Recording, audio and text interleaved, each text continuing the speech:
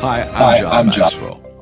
When the top companies in the world are looking for trainers, speakers, and coaches, there's one name that stands above the rest, and that's Maxwell Leadership.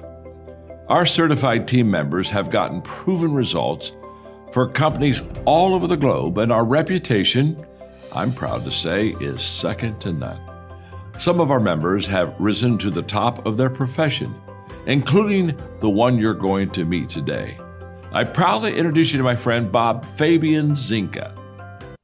Welcome to the Leadership and Success Podcast with your host, Coach BZ, where we help you lead with purpose and succeed with impact. If you're ready to grow into the kind of leader others want to follow, this podcast is for you. If you're determined to elevate your success and leave a lasting legacy, this podcast is for you. As my mentor, Dr. John C. Maxwell reminds us, everything rises and falls on leadership. Our goal is simple: to inspire you, challenge you, and equip you with insights that can transform the trajectory of your leadership journey. Welcome aboard to another episode of the Leadership and Success Podcast with Coach B.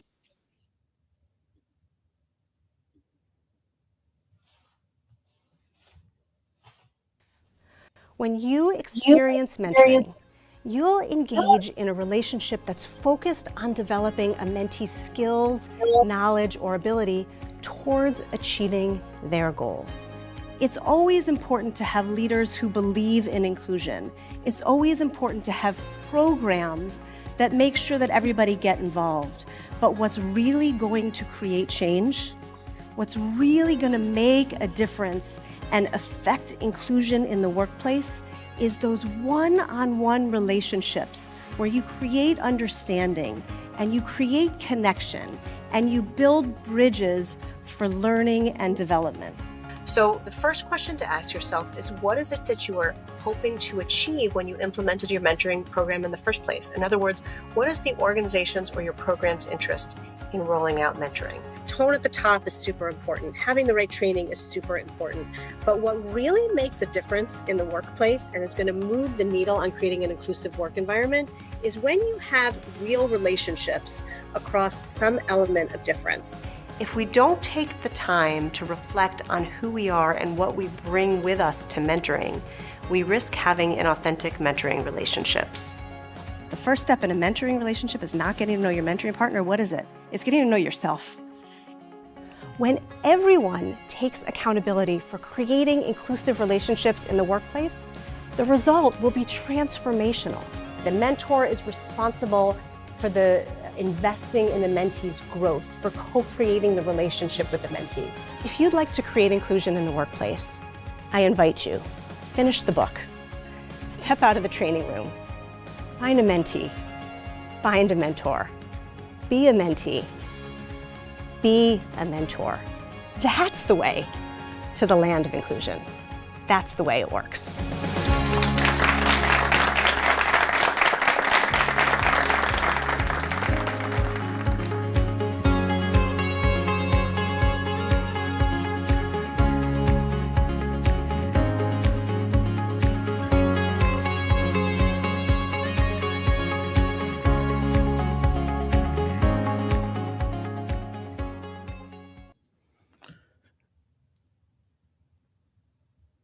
All right, everyone, welcome to another edition of the Leadership and Success Podcast. We have a very, very special guest today.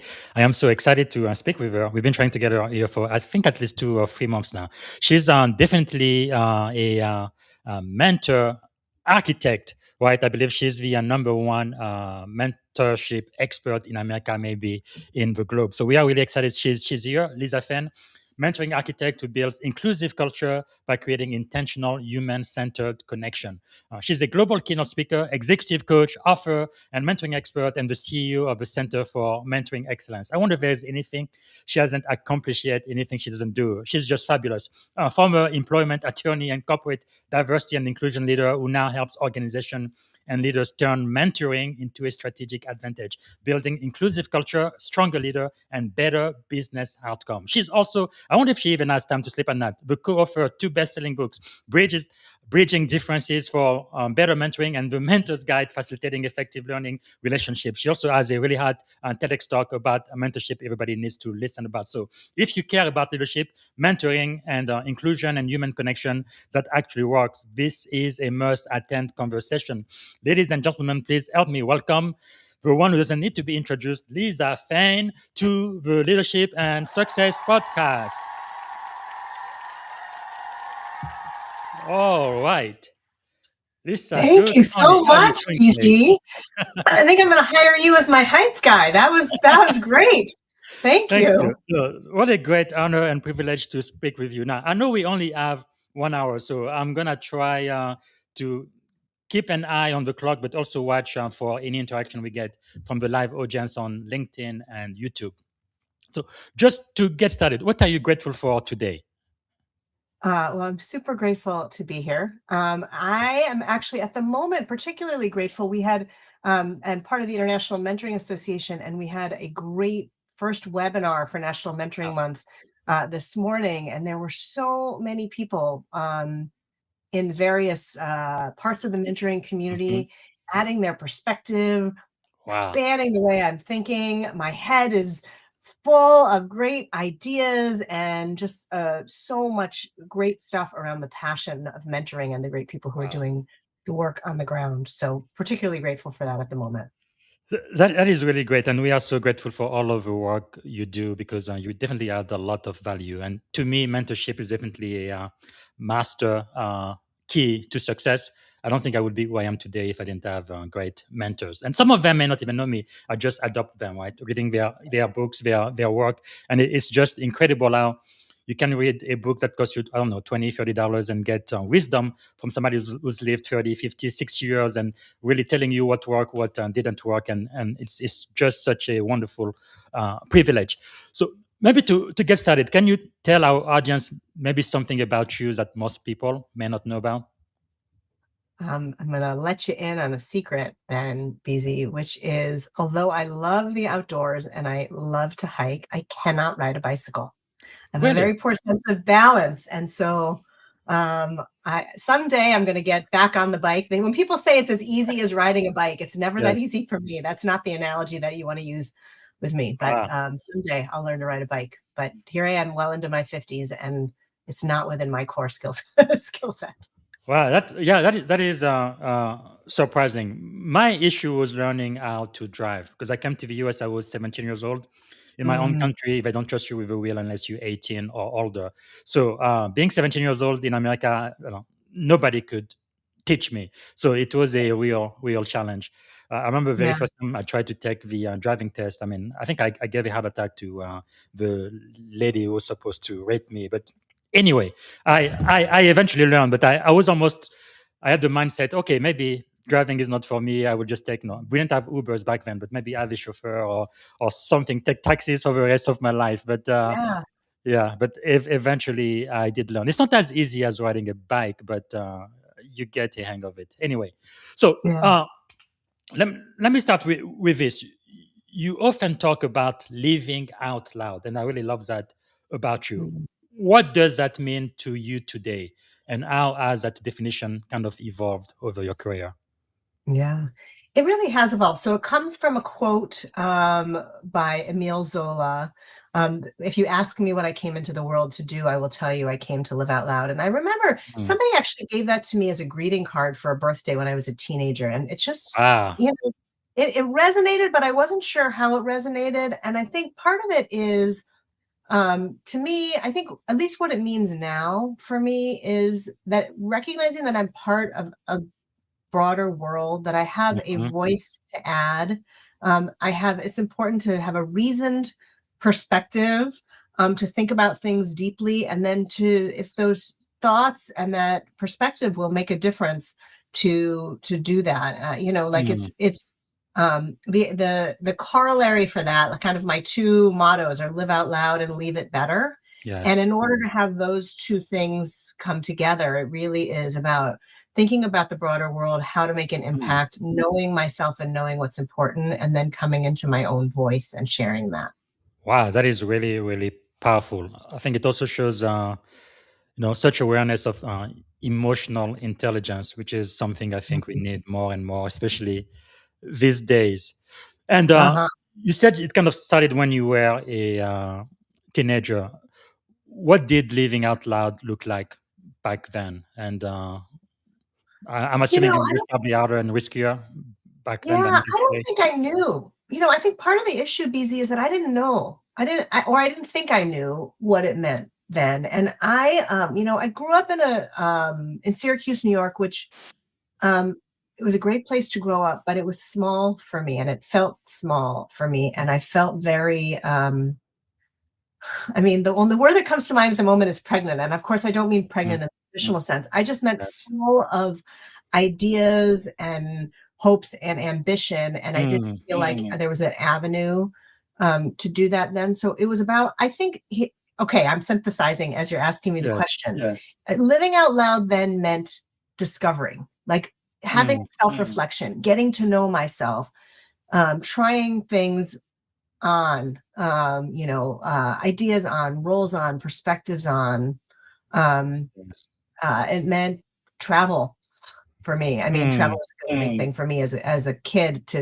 I traveled more internationally before I was 21 than I have since, and it wow. really shaped who I am as a human, and what my perspective in the world is. So I think living out loud was about discovery then, and now it's, of course, you can only spend the time discovering for so long until you start Yeah. really taking action and learn to experiment. Well, because when I look at your career, you've definitely taken some serious risk and tried things that most people haven't tried before. Like, for example, you are, I guess, a recovering attorney, right? Employment attorney, and Mhm. you had a very successful legal career, and all of a sudden you are into this mentorship industry. What was the moment you realized, no, this isn't enough? No, I meant for more impact.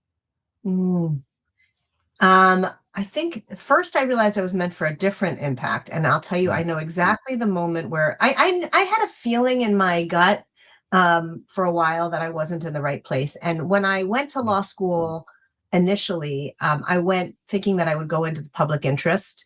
And what I was so naive about the financial implication of graduating from law school with six yes. figures in debt in my 20s, and went into a large law firm. I worked in a great place with a lot of great people, but I always felt like a square peg in a round hole. I Yes. was a decent attorney. I probably wasn't the best attorney, but I was good enough. And there were some amazing people around me, but it required a lot of hours. Mm, And I had young children at home, and I felt for a while that I couldn't be the kind of mother that I wanted to be. We had mm, amazing childcare. We had a woman who worked for us who was very much part of our family, who we loved deeply and who loved my children. But I felt the pull of having to be at the office. And there was a mm, moment that was really probably I call it kind of the best worst gift, or the worst best gift I ever got, which I was working late. I had to pull an overnight, reviewing some documents. I was in court the day before. I was still, it was breakfast time, and I had been in my office all night. I was still in my mm. suit from being in court the day before. I went downstairs to get breakfast, and I came back up, and there was a red light on my office phone, which was a voicemail from my then 4-year-old daughter, Talia. Mm. And she had speed dialed mommy at the office. And she left a message that said, "Mommy, where are you? You have to come home. We need a mommy, not a lawyer." Wow. And I shut the door to my office, and I ugly cried loudly and sobbingly, and realized that I was not living my values. Mm. And I had done a kind of a half-hearted job search for a bit, but I put it into full gear then, and moved into a job as an in-house attorney that gave me more balance, a little bit more soul satisfaction, and the ability to be Mm. home more. Wow. And that was a really important lesson to me, BZ, because I've always been very career oriented and very ambitious in terms of my professional life. And it was really the moment where I realized that that wasn't what mattered most. Mm. Man, that is quite inspiring. Now, I know many leaders listening right now, they may feel that inner voice, but tend to ignore it. What kind of helped you really listen and, more importantly, take action? My 4-year-old telling me that I wasn't being the kind of mother that she wanted.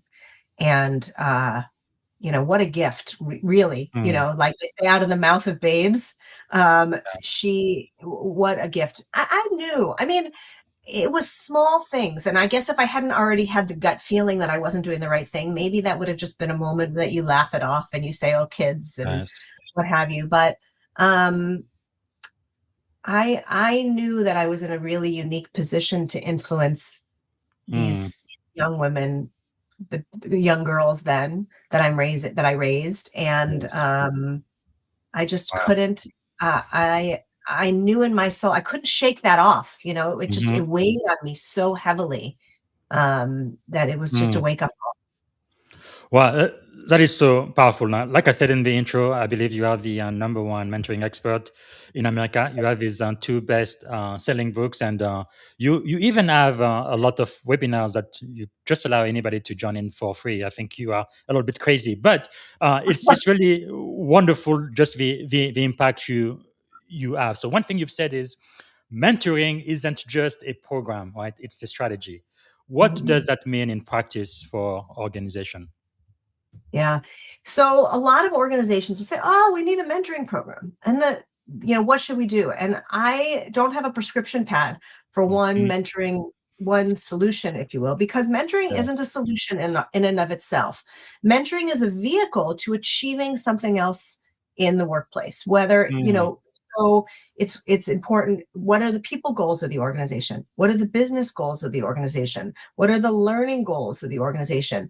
We yes. can design a mentoring initiative that will help you get there. Mm, But it must be bespoke, right? It yes. must be bespoke because you want to be thinking about who's participating and what competencies you're building and how you're measuring it and what success looks like. So it's really a strategy to something greater. And the beauty of it is you'll get what you're looking for and more if you Mhm. know what it is you're looking for. If you are just standing up a mentoring program because you think mentoring is a great thing, you're not going to yield the same results that you want because you're not really tailoring it to what the outcomes and the priorities of the organization are. Wow, that is so. I mean, it's so simple and so practical.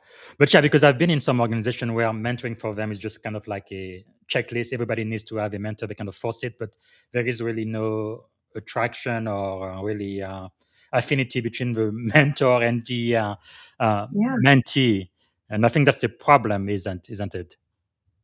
it is. But Yeah. it is and it isn't. And here's what I mean by that. It is important to have some affinity or some chemistry, Hmm. but that's not the basis of success. And, I wish I had a nickel for every mentor or mentee who have called me or reached out and said, it's not working. We need to be reassigned, or how do I break up with my mentor or my mentee? Hmm. And we've been able through coaching to help them build the competency to get the relationship on track. Because Hmm. ultimately, if success rests on chemistry, then mentoring isn't about learning. And we know that learning is the purpose and the process and the product of Yeah. mentoring. So, teaching and building the capacity to not just repair, but create and deepen a relationship that might not have initial chemistry Hmm. through curiosity, through emotional intelligence, which you and I talked about just prior to this call, Yes. and through kind of this cultural competency. The Mhm. beauty of that is it's not just something that improves the mentoring relationship itself. It has a ripple effect outside Yes. of the mentoring relationship to organizations as a whole. And it's really a beautiful thing Hmm. when you start to see that extend beyond mentoring. That is so true. But what about some leaders? And I think those people really don't realize what they're saying, but they would say some things like, "No, we don't have time for mentoring."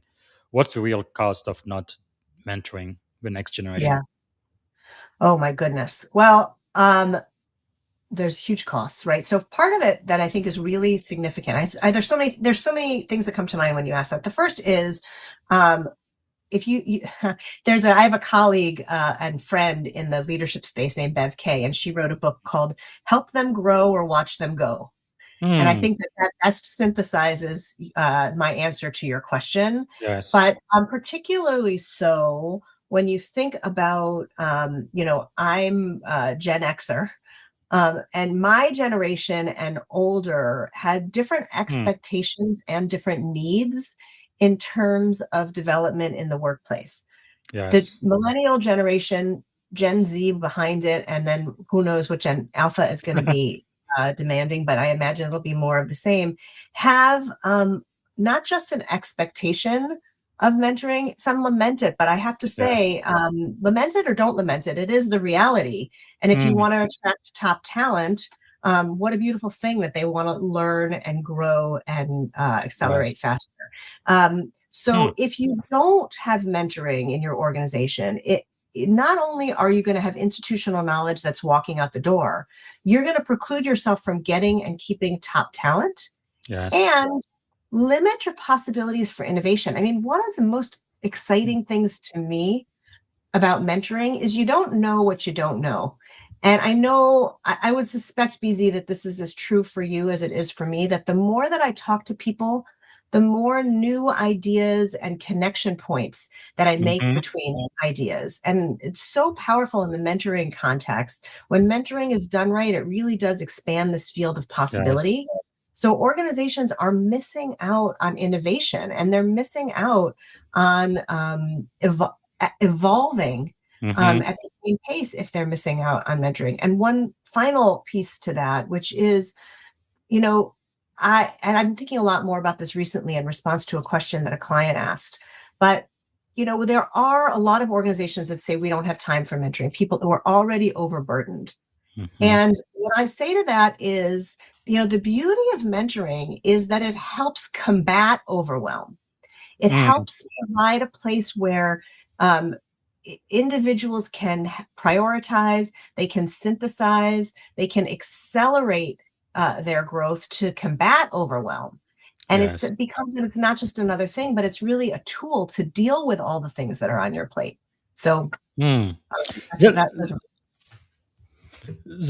that is quite powerful, because when you have a mentoring program and it works, that's really beautiful to see, because Mhm. I think the return on investment is just unbelievable.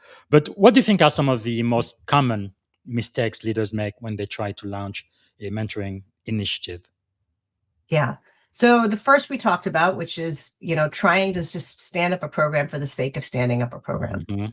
The next is what I call pair and pray, which is where they pair people and just sort of pray that it succeeds without the institutional support, the capability building. Just because somebody's a great leader doesn't mean that they are naturally a great mentor.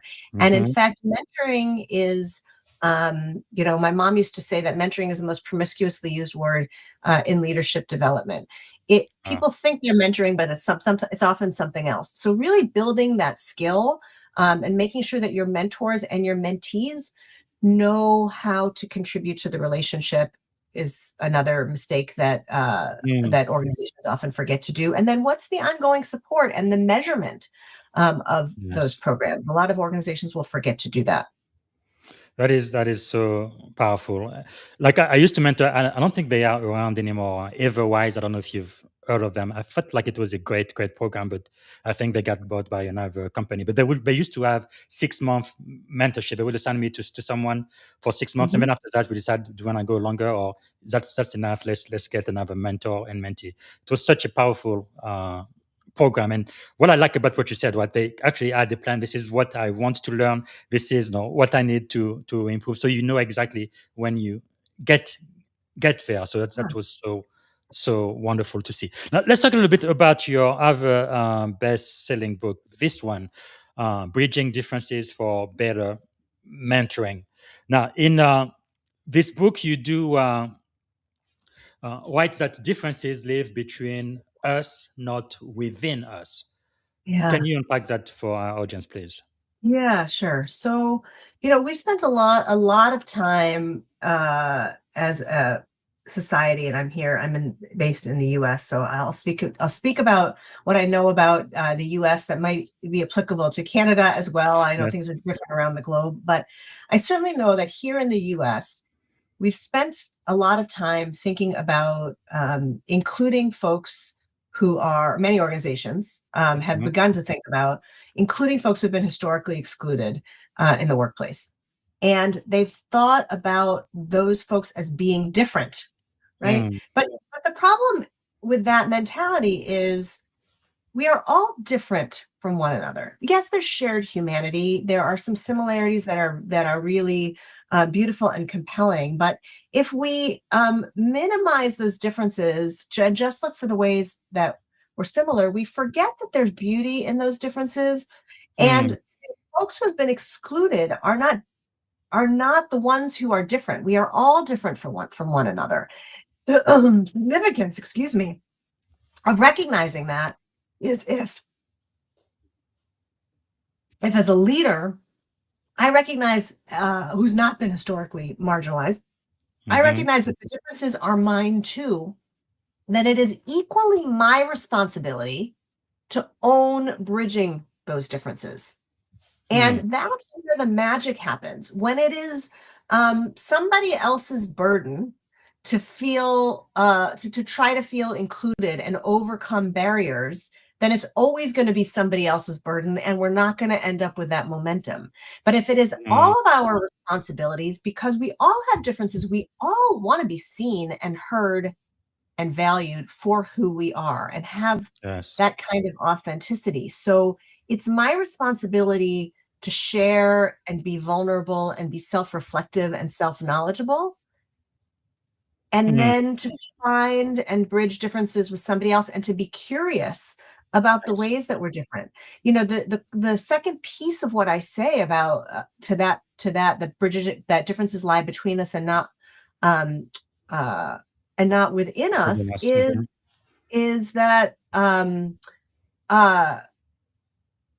oh my goodness, it's gone from my head. The second piece of that is that it is all of our responsibilities to bridge those differences, and that we, instead of thinking about differences as something that divide us, what about thinking about we connected instead of despite our differences, we connected because of our differences.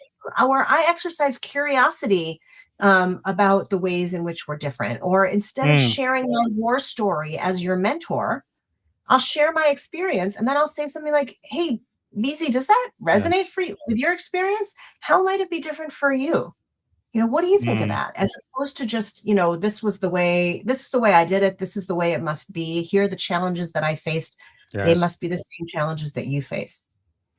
Well, that makes me think though. So why do so many leaders kind of struggle then to talk about differences, even when they genuinely really want to do the right thing? Yeah. Well, it requires vulnerability. That's number one, which, you know, that's I'm thankful to Brene Brown and others who have brought the concept of vulnerability into the public discourse. Still is very much a kind of a third rail conversation, third rail topic, and people think it slows them down. And the other piece is that we have been taught, and I say this as a former employment attorney, like, we've been taught that topics about identity are verboten in the workplace. We shouldn't be talking about that. And I think that that's really a disservice. It's true, we shouldn't make employment decisions based on those things. We shouldn't treat people, unfairly or inequitably because of aspects of identity. But if we fail to see identity, then we fail to really see people, and we will not be able to create authentic relationships. So I think people are afraid of, frankly, afraid, maybe even afraid of liability.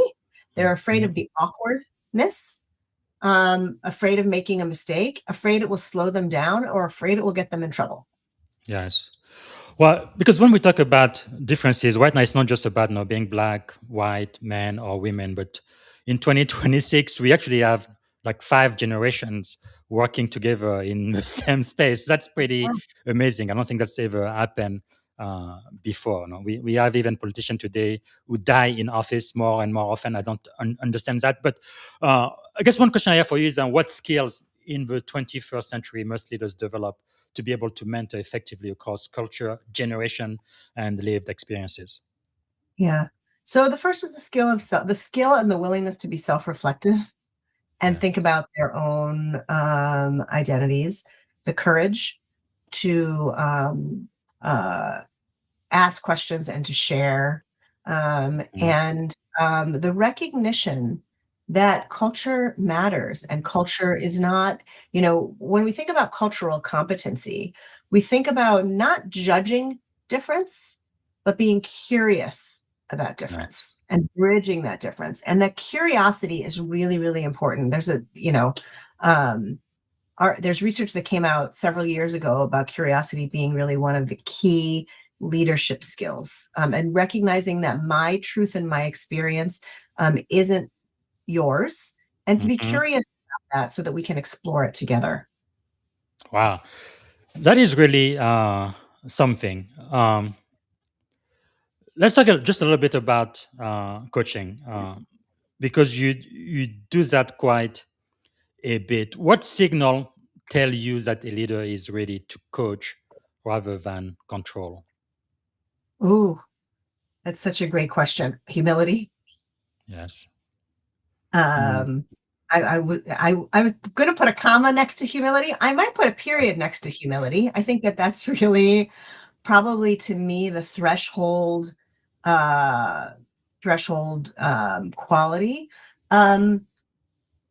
A lot of times humility comes from failure or frustration, Yes. where you feel like you're not able to get through to others, you're not being heard yourself. So sometimes it comes from a place of needing assistance. I think I would say, I mean, honestly, I think that that's if you have some humility or you're able to establish humility, if you are yourself a learner, I am a big fan of Carol Dweck's work on mindset. I'm sure you're familiar with the concept of a growth mindset or a fixed mindset. A fixed mindset being, I am the way I am. People are the way they are. They're good at what they're good at, and they're bad at what they're bad at. Yes. A growth mindset being, I'm not good at this yet. I don't know about this yet. I might be able to develop that competency, or strengthen that competency, or improve or learn. And I do think that humility is really key, and having this growth mindset is really important. There are, people say, are there people who aren't coachable?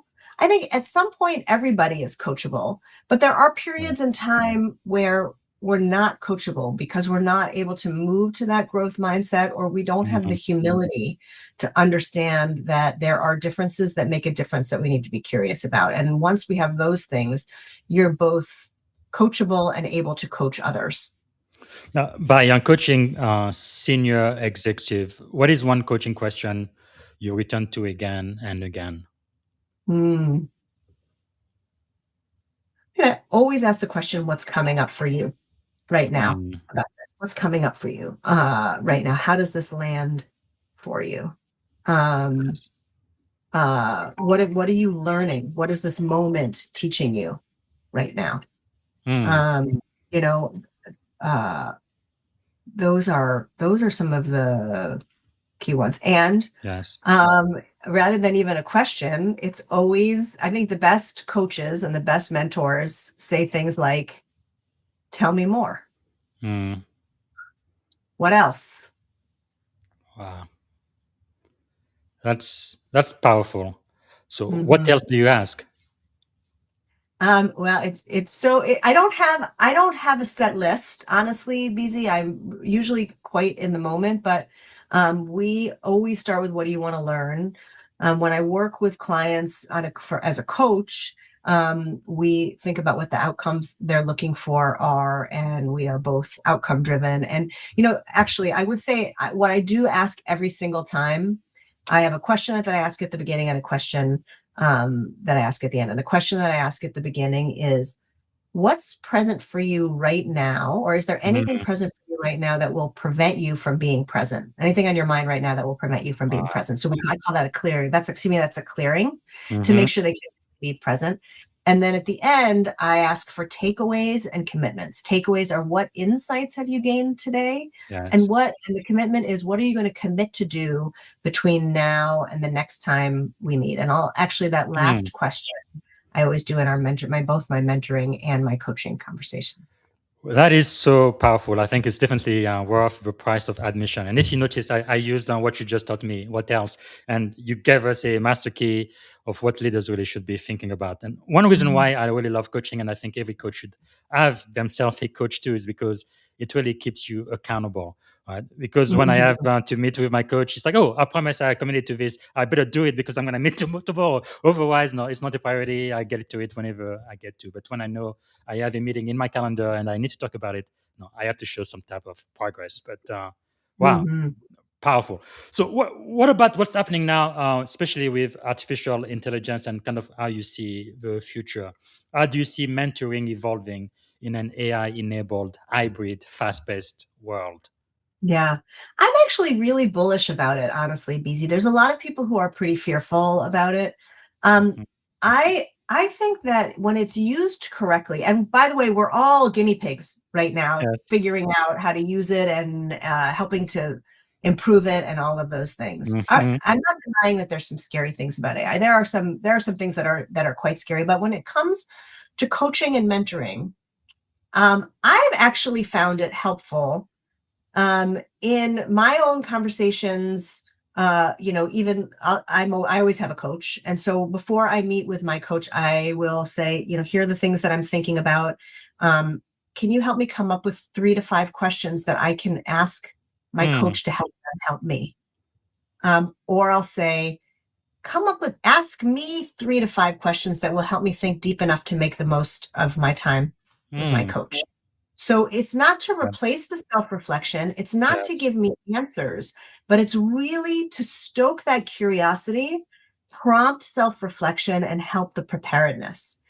Mm. Similarly, I am one of those coaches and one of those mentors who always takes notes in my conversations with my mentees or my clients. Yes. And I have a high security settings and always anonymous, never share any Mhm. identifying information. But I will, part of the notes that I take, and I'm a pen and paper girl. I'm always holding a pen, but I'm a pen. So part of the notes that I take are something that's a curiosity that I have that I want to follow up with next time. So I Wow. might type into AI, I met with BZ or I met with I would never say your name. I met with a Mhm. client, and he was struggling with some communication issues with his manager. We worked out, Yes. whatever. Can you help me think through 3 coaching models that I might use in my approach to the Mm. next follow-up? And I'll take them or I won't take them or I'll modify them, but it does help me think more deeply and critically as a Yes. coach about how I might approach that conversation. Or Wow, 3 that's resources powerful. I can recommend to him. And then, of course, that's the one thing with AI, you always want to check the resources because sometimes they'll lead you down Yes. weird rabbit hole, at least now in January of 2026. That'll probably change. Wow, that is quite insightful. So, what leadership capabilities then do you think will matter most in the next decade? And how does mentoring accelerate that? Oh, I don't know that I have a great answer for that, and I'd be curious Yeah. about yours. I mean, I still think humility and curiosity and growth mindset. Yes. I think cultural competency is enormous, and cultural Mhm. competency is a way to bridge generational differences, Yes. to bridge thought, the way we think, as well as to bridge differences in Mhm. identity, visible identity differences and nationality and culture and things like that. But Mm. cultural competency, cultural humility, growth mindset, curiosity, always, always. That is so true. Especially now, some people are now afraid that AI will take over their jobs. But I think developing those skills that only human can do and not machines, I think is so critical. Wow. Mhm. Thank you. Yeah, I Thank you think it so will much. really elevate. Yeah, I think it will really elevate if it's used correctly, can really help us Yes. get smarter instead Mhm. of getting easier. And I'm excited about what that possibility is. Wow, what an interesting world we live in. Okay, we have about 20 minutes left, so let me start now a second uh, segment where I really focus more on leadership. So let me start with this. What do you think is the greatest lesson you have ever learned? Just in life, leadership in general? To get in touch with my gut Mm, and to learn from it. I think we spend a lot of time on the shoulds as parents, as a society, um, and I think in general about the way that things should be. And I am incredibly fortunate mm, in the way that I grew up and the opportunities that were available to me. But I don't know that I took the time to explore possibilities for myself, to be really self-reflective, mm. to think about all the avenues that were open to me. And I spent a lot of time trying to please others and to fit in when in my gut, I think I knew that it wasn't the right path. So it took me too Yes. long to get in touch with that. Wow. That is quite insightful. And what do you think is the greatest leadership advice you've ever received? Mm. Oh, well, I have two answers. I know you're asking for the one, but I'm gonna Yes. I'm gonna break the rules and give you two. Yes. So the answer that I give a lot is, you know, I give it a lot because it really means a lot, which is advice that wasn't given in the leadership context at all. It's the advice that was Mm, given to me by my sister-in-law at my rehearsal dinner before I got married, which is that the main thing is to keep the main thing the main thing, mm, which is great advice in mentoring. It's great advice in marriage. It's great advice in life, which is what's yes. most important to you. And that's why the phone call from my daughter was so impactful to Mm, me, because really family and parenting and yes. shaping these young women to be independent, good, kind Mhm. individuals who give back is really what it was all about in those years for me. And so that's the main thing, is to keep the main thing the main thing. Yes. And the other is that people come to you whole. Mm, Mentees come to you whole, clients come to you whole, friends come to you whole, spouses and partners come to you whole, even your children come to you whole with all of who they are. And that mm, the key is to listen to them and to believe them. When they tell you what they need, whether, tone, words, uh, mm. uh, body language, what have you, or else or otherwise, and to really exercise that curiosity in order to create those relationships. Relationships are Wow. really everything. Wow, that is so powerful. You remind me of something my primary mentor told me. If you see people as broken, then your tendency is to try to fix them.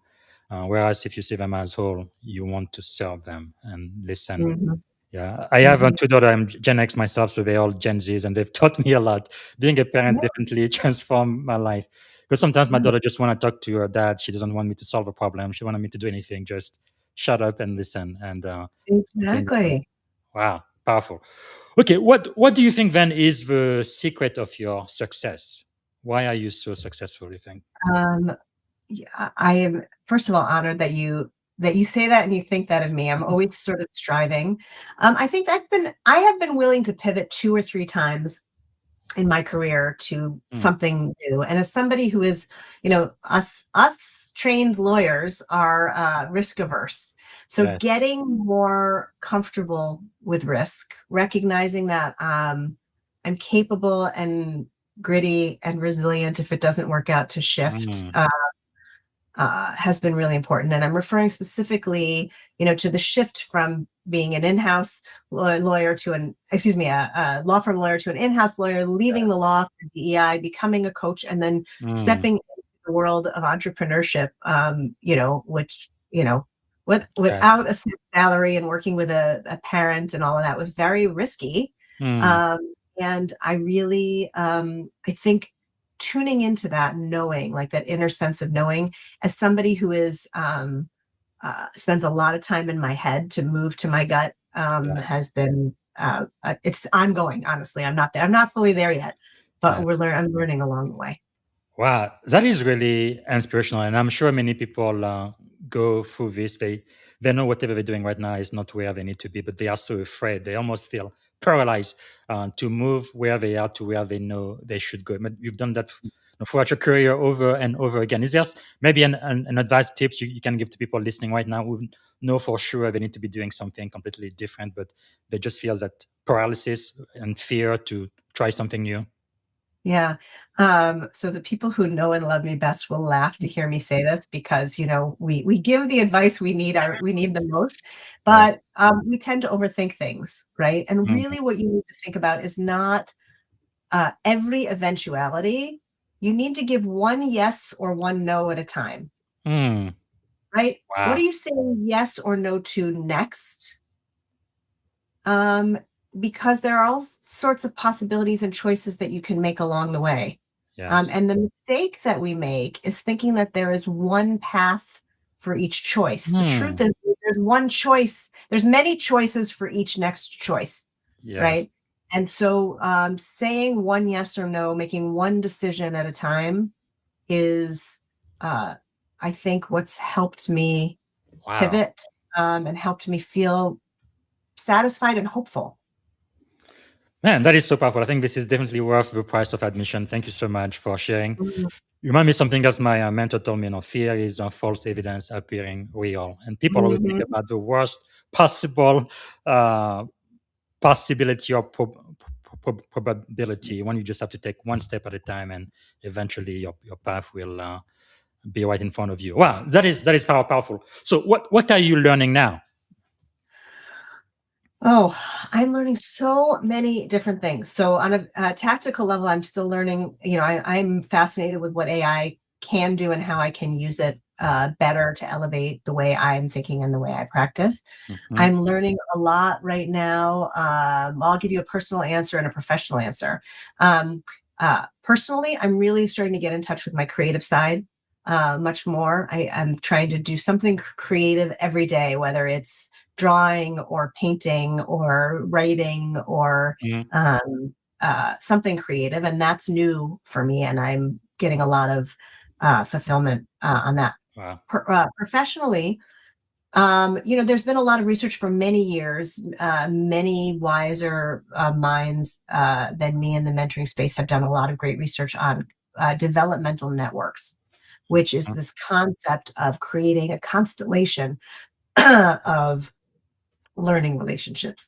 Wow. Kathy Cram, Monica Higgins, Ghosh, really great minds who have done a lot of that research that I've been familiar with for a long time, but I'm Mhm. diving more deeply into that. And I'm learning about ways to be applying that in the work that I do with clients, Yes. because this idea that we have one mentor who is going to be there for all of the things Mm. and know all of the ways in which to guide and assist and develop is, I think, a fallacy. And I think it holds us Yes. back. We're complex beings. Mm.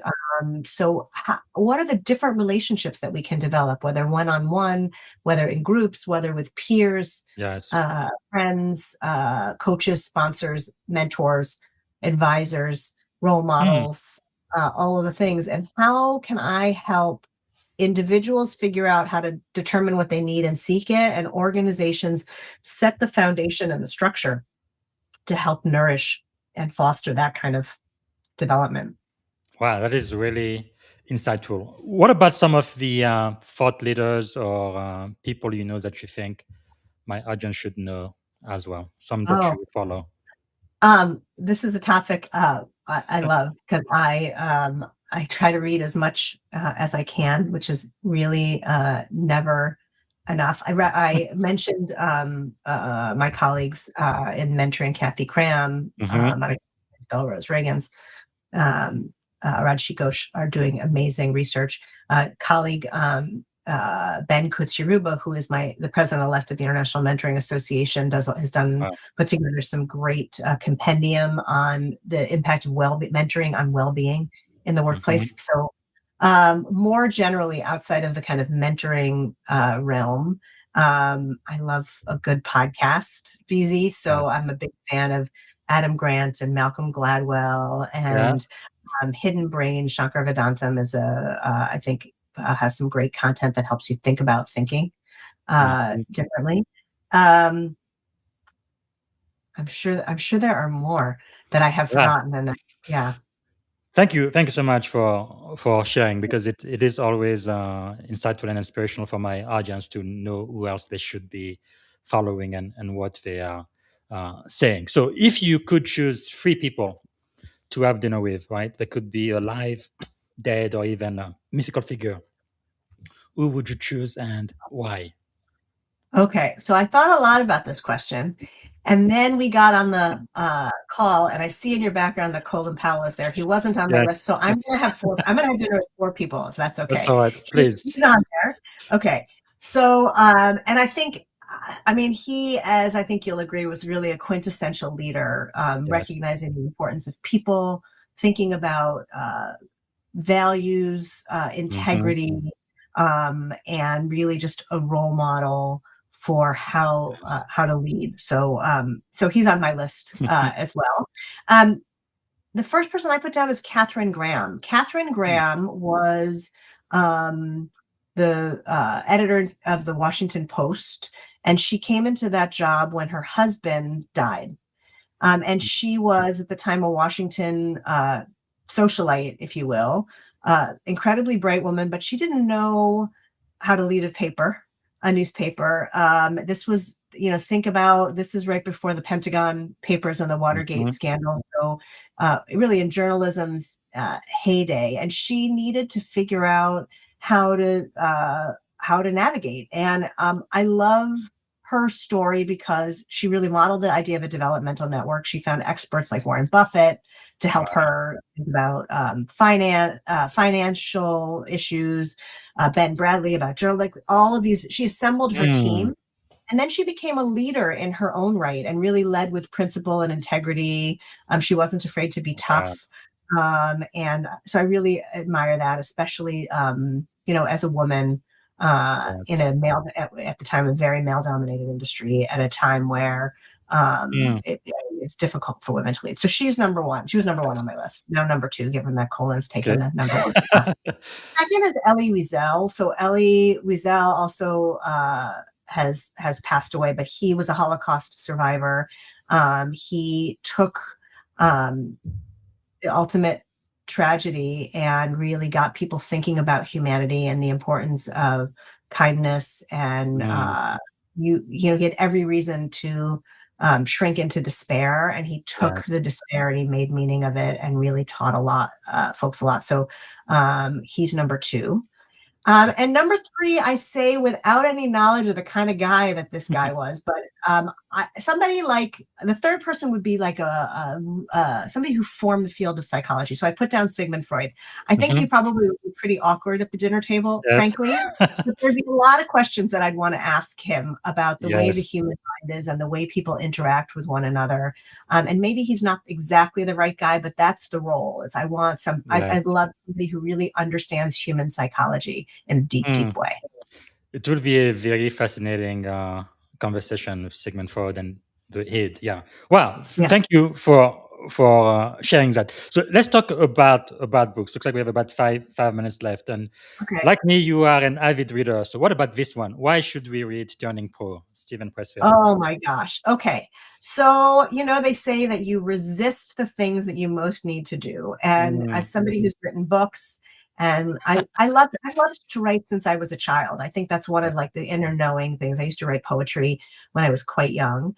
I will, look for the perfect shoes online for an hour and a half when I have a really great idea that I should be writing about. And when I Yes. looked when I read Stephen Pressfield, he's got another book called The War of Art as well, but Mhm. Turning Pro is also a great one.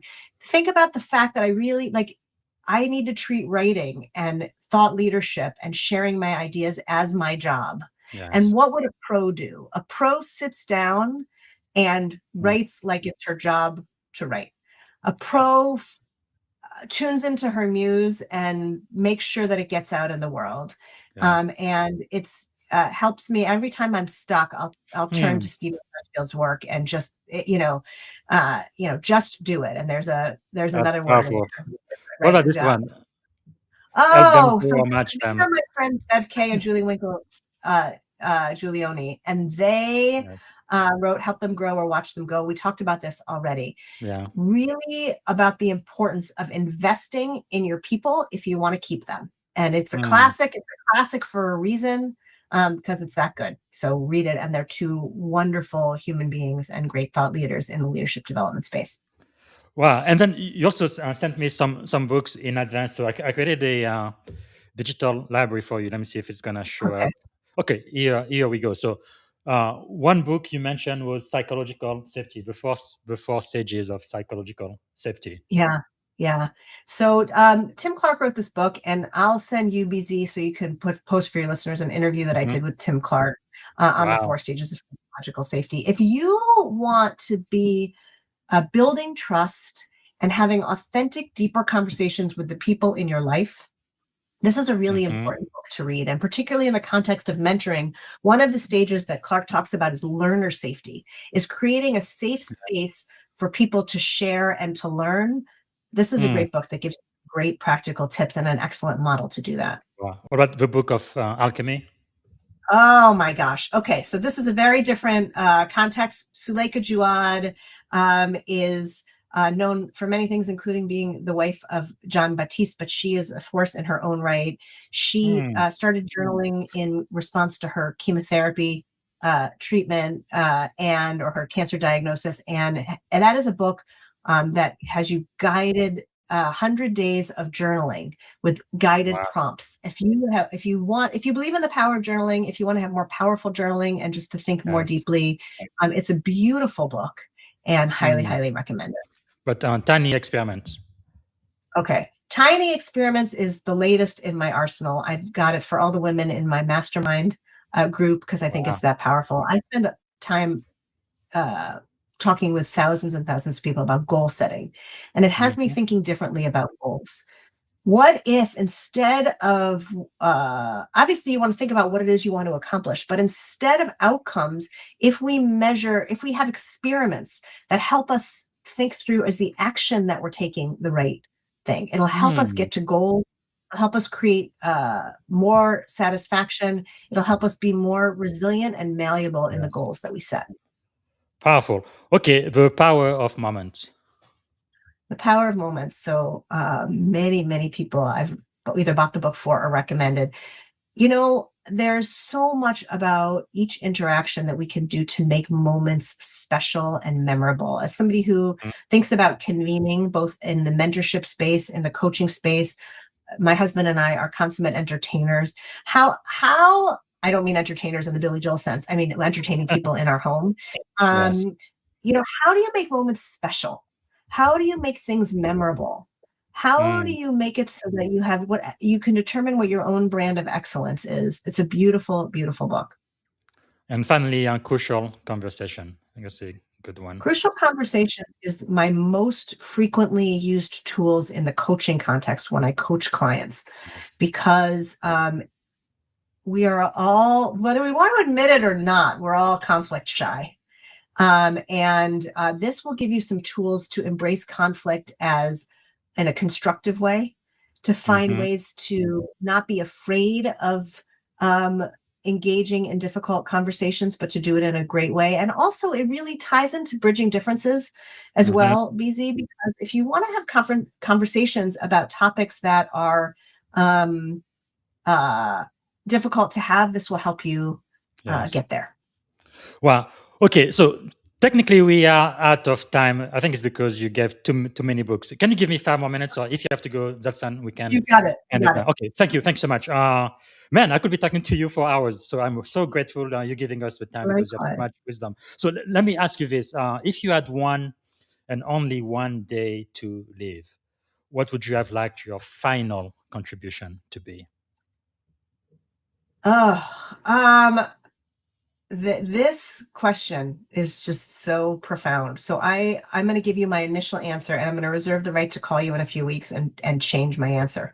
But my relationships are really important to me. I am so blessed to have a spectacular family, to have a group of friends who I adore, to have work colleagues who I admire, And if I had one day left to live, I would spend it making sure the people that I know and love know how much I know and love them and how special they are. Wow. Lots of Thank you for conversation. sharing. Nice. Else, yeah. So if you had a magic wand, you could solve any problem at all. What is the one problem you would like to solve first thing tomorrow morning? The threshold problem Hmm. is that I don't think people understand how powerful they are.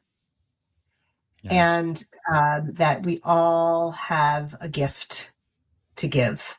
So if I could wave a magic wand and have people realize that they have these unique gifts and that the time is now to live out loud, to Yeah. share what those gifts are with the world, that's the problem I'd solve tomorrow. Wow. And then everybody else can solve the problems they're meant to solve with those powers. Powerful. All right. So we are coming to the end of the show. So the last question is how can we add value back to you? Oh, thank you. Well, please follow me on LinkedIn. Check out my TEDx talk, which is there on the LinkedIn page as well, and share that. That would help a lot. And then if you or your organization is looking to stand up a mentoring program or to create an experience for your employees where they can think more deeply about mentoring, please reach out, lisazfain.com or centerformentoring.com, or you can connect with me on LinkedIn. And I'd love to just have a conversation about what that might look like. Fantastic. All right. Is there a question I should have asked you that I didn't get a chance to ask? Anything else you wanted to share on this podcast today?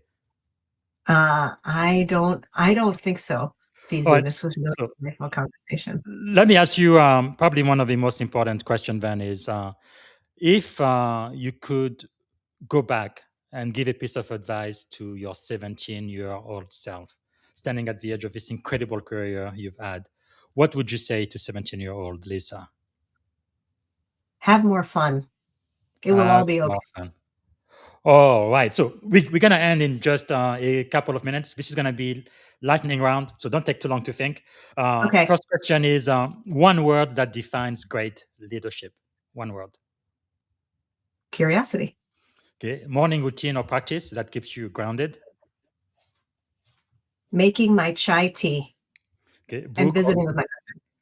Very good. Book or quote that changed your life. I think I know what that one is. The quote that changed my life is, if you ask me what I came into the world to do, I will tell you I came to live out loud, by Emile Zola. Yes. Powerful. And for you, we're going to mention a book also? I would say that, yeah, I mean, I can't choose just one book. There's too many. I know. Okay. Who inspired you most today? I have to say you. Wow. Thank you. The breadth of your knowledge, the extent of your preparation, the depth of your questions is really meaningful and inspiring. Wow, that means a lot. Thank you so much. What is a leadership habit you refuse to compromise on?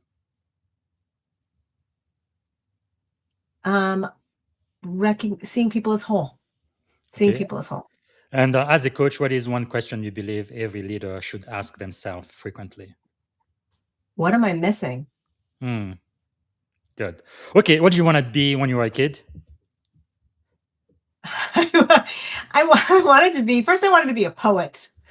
You know, there's great monetary success in it's not being poetry, but you are a best-selling author, so that's close enough. Thank you. Yeah, and I wanted to be a hockey player, but that's another story altogether. So, wow. Okay, 3 adjectives describing you as a child. Well, I'll give you 3 words instead of 3 adjectives. My brother used to call me Sister Space Cadet because I kept my head in the clouds. I really was kind of like, I was my own brand of hippie, without being a hippie, you know. So I would say we'll go with Sister Space Cadet. Wow, that is quite something. Okay, and what about as an adult?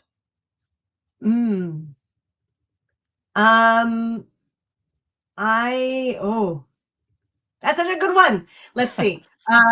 I would like to say I try to be kind. I try to be giving, and I try to be wise. All right.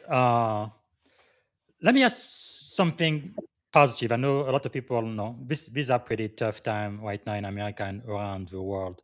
What is Mm. something you are feeling optimistic about?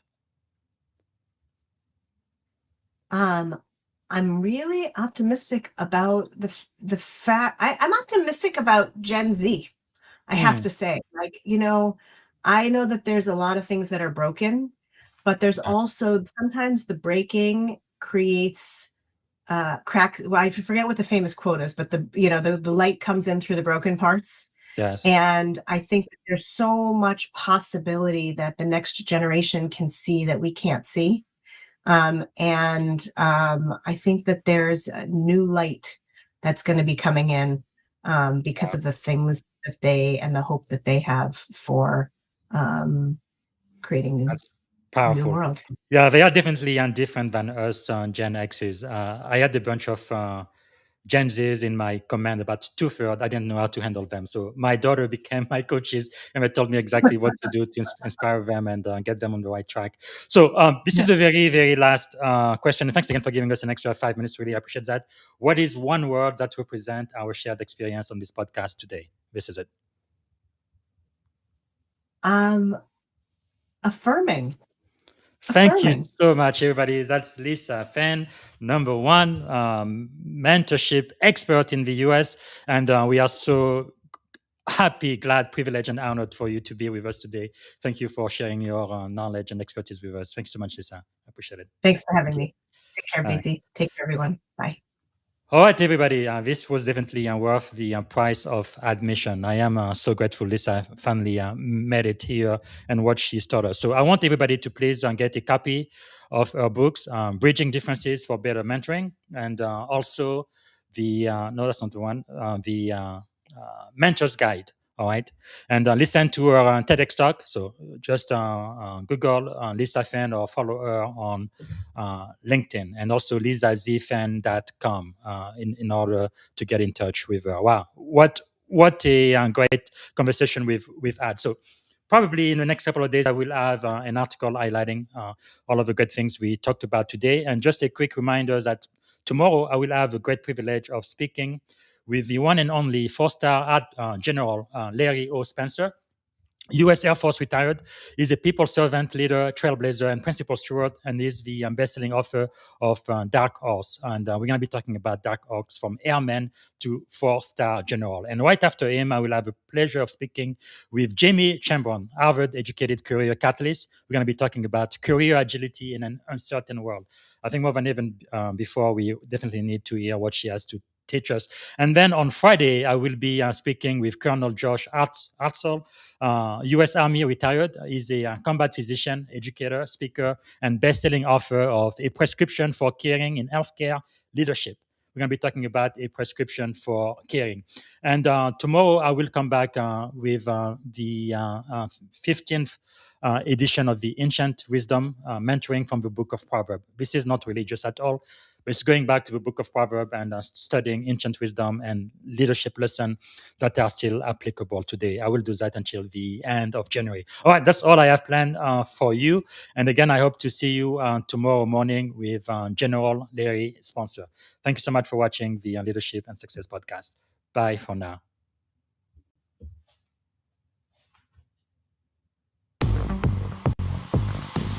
I like to say that all mentors are coaches, but not all coaches are mentors. So coaching is something that is specific. It is usually focused on a narrow set of skills or circumstances, and it's usually performance-based. How are you doing on a particular issue or skill? Whereas mentoring is something that's much more developmental. So it's much more focused on holistic growth. It's much more focused on overall development, and it's very goal focused as opposed to coaching, which is about how do I improve my performance on a specific thing. Winston Churchill said the price of greatness is responsibility. And I think he meant it in terms of society, but it's really important in terms of individuals as well. Really, the first step in creating effective mentoring is to accept responsibility as mentor and to accept responsibility as mentee. The mentor is responsible for the investing in the mentee's growth, for co-creating the relationship with the mentee. The mentee, in turn, for co-creating the relationship with the mentor and for his, her, or their own individual growth and development. Oftentimes, mentoring is the first time a mentee feels that they were given permission or space to invest in their own growth and development, and that requires accepting responsibility for making that change. I like to think about each individual as having their own iceberg, and that iceberg is their identity. And just like an iceberg, there's a small bit that's above the waterline that's visible, and there's a whole lot more that's below the waterline. So things that are visible may be things like your gender, they may be things like your race, they may be things or assumptions we make about your cultural background, but they're things that are visible. But there's a whole lot more like values and motivation and bias and privilege and religious beliefs and generational orientation that are below the waterline that affect your view of the world. And so what's really important in getting to know somebody authentically, in mentoring or otherwise, is to really start to get curious about the stuff that's below the waterline as well as the stuff above the waterline. I love this idea of cultivating curiosity, and it's really sort of become much more in the dialogue about leadership in recent months. You know, it's about asking questions. It's about wondering about different perspectives. It's about digging a little bit deeper about how this resonates with somebody and why. And it's about creating the space and the safety to ask those questions as well, because it's very hard to get curious about something that impacts a way of thinking if you haven't created that safety and trust as well. So I would say a precursor to curiosity is creating safety and trust. I think it's important both for mentor and mentee to do the self-reflection. So for mentor, it's about, why do I want to enter into mentoring? If it's just about ego, try something else, right? But what do I have to give, right? How do I like to teach? How do I like to learn? And what am I willing to give? And what am I willing to receive? For mentee, what are my goals? Why am I in this? What's the best fit for me if you get to choose your mentor? Or how do I relate to my mentor if it's somebody to whom you're assigned? But really taking the time and having that self-reflection so that when you show up in the mentoring relationship, you have the sense of self-awareness so you can create bridges across the relationship. I remember early in my career that somebody, I used to say, how can I succeed? And they said, just be really, really good at what you do. And that's important, to be really good at what you do, but it's not enough. There are two other things, image and exposure, that influence your success. What is your exposure to opportunities? What is your exposure to other ideas? What is your exposure to people? And what is your image with those people? And that is 90% of the pie, right? The P, so if there are three elements, PIE, performance, image, and exposure, the performance piece is 10%, the rest is 90%. So it really matters much more so that people can focus on your performance if you can increase your exposure and your image.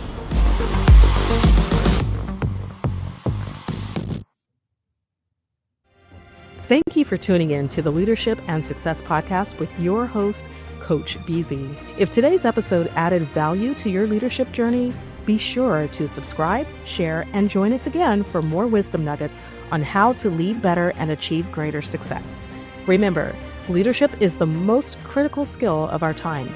The world will always need leaders to inspire others, drive innovation, and execute meaningful strategy. So why not count yourself among the bold leaders shaping the 21st century? Until next time, stay inspired, stay committed, and keep leading with excellence.